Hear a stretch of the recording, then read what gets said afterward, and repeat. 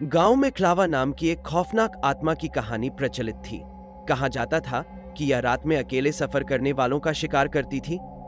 लोगों ने इसे जलती हुई खोखली आंखों और लंबे नुकीले नाखूनों के साथ देखा था, जो इंसानी शरीर को चीर सकते थे। कहा जाता था कि वर्षों पहले इस गांव में एक तांत्रिक आया था, जो काले जादू की साधना करता था।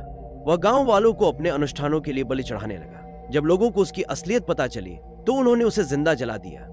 मरने से पहले उसने शाप दिया कि वह आत्मा बनकर लौटेगा और हर उस इंसान को खत्म करेगा जो रात में अकेले सफर करेगा। यही आत्मा अब छलावा रूप में पहचानी जाती थी। एक रात रवि नाम का एक युवक शहर से देर से लौट रहा था। आखिरी बस छूट चुकी थी, इसलिए उसने जंगल के बीच से शॉर्टकट लेने का फैसला किया। रास्ता सुनसान था, बस दूर कहीं उल्लू की आवाज आ रही थी। घना कोहरा चारों ओर पसरा हुआ था और हर पत्ते की सरसराहट भी रहस्यमयी लग रही थी।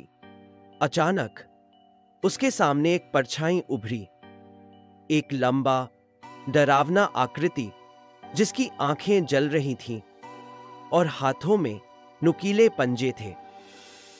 उसकी सांसों से धुआं निकल रहा था और हर कदम पर जमीन हिलती महसूस हो रही थी।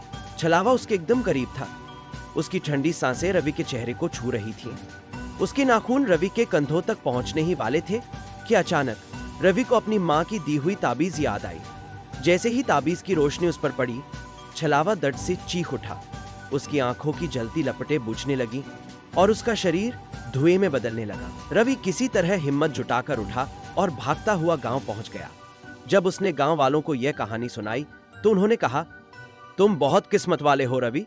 जो भी छलावा देखता है वह जिंदा नहीं बचता। उस रात के बाद रवि ने कभी भी रात में जंगल का रास्ता नहीं लिया और गांव के लोग भी इस डरावनी आत्मा की दहशत से सतर्क रहने लगे।